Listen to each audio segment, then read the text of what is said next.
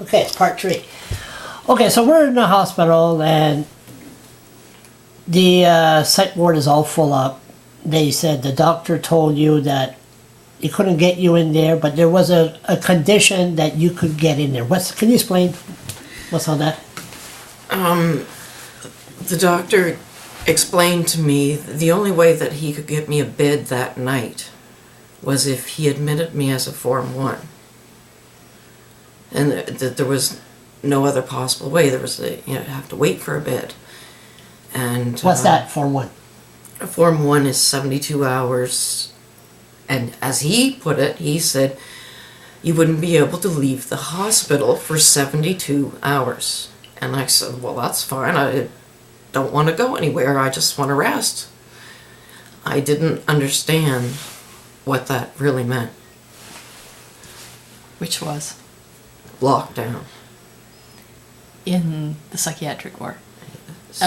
With what happened then, you went up to the psychiatric ward and they locked you in? You couldn't go anywhere? You couldn't do anything? No. What do you mean? The doctor went off to file his paperwork.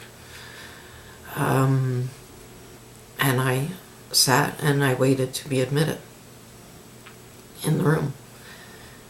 And nurses and whatnot were busily doing their ER things. Male, female? I was left alone. Nobody checked on me, bothered with me. I just sat on the floor and put my head down and closed my eyes and just rested. Yeah, you were explaining to me earlier that it was a room. You were in the room and there was just like a bed in the middle. There's a Can you explain what was in that room? It's just oddly shaped room with a black mattress on the floor, and that's it. Padded room or no cement? Cement. And where was the R.C.M.P officer? Outside the room. Okay. Was there cameras in there? No. So after a time. And there's 2 doors. So when did they come and take you upstairs? Oh, it wasn't until a couple hours later that occurred.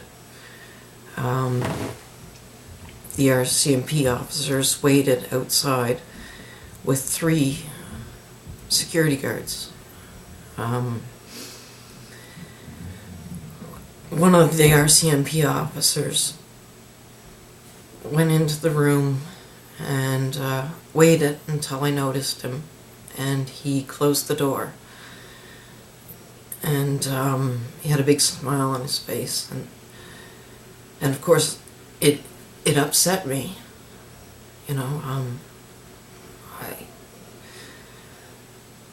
I didn't want the door closed. I didn't see why the door needed to be closed, and it kind of scared me that this R.C.M.P officer was still around and was doing these things. And you weren't on the mattress, you were on the floor. Right. And he was in the room with you? He was briefly, yes, to close the door. Okay. He came in the room to close the door. Then what happened?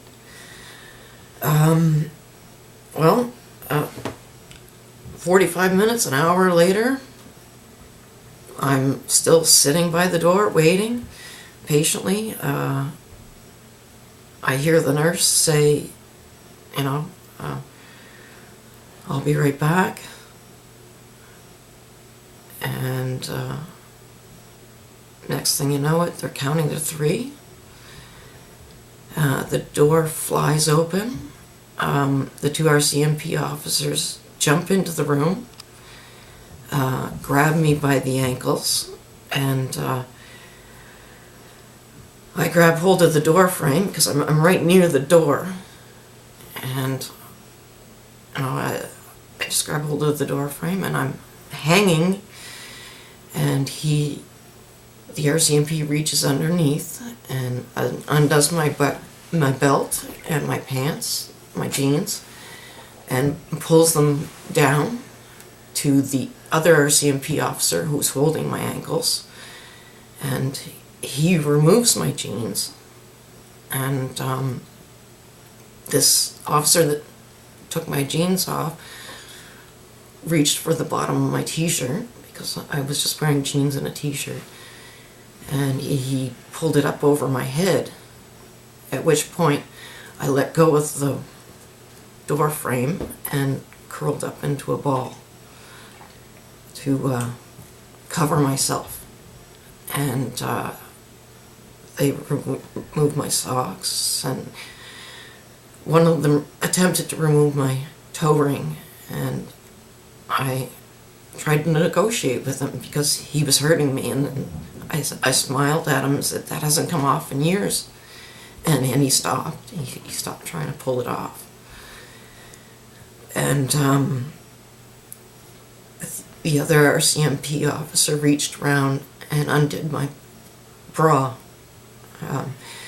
He said to the 3 security guards that were standing around, "There's 5 of us, 1 for each limb and 1 to hold the head." And they proceeded to follow the instructions of the R.C.M.P officer and pried me out of a ball so that he could remove my bra. Okay, hold it 1 second.